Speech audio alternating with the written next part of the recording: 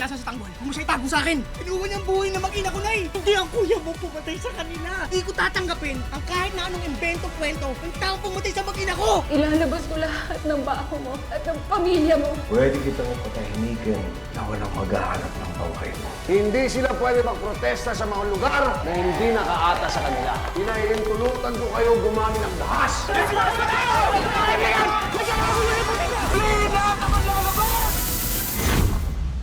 Gagawin ko ang lahat para lang hindi maagaw ni Tanggol ang pagiging mayor ko. Let's go! Tanggol, sundan na natin.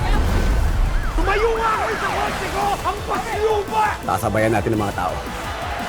Saka tayo pupusok para masundan natin sa dito. Panahon na para malaman ng buong kamay nilaan na si Tanggol Montenegro ang nanalo noong eleksyon. Sinabi mo? Ganito! FPJ's Batang Quiapo.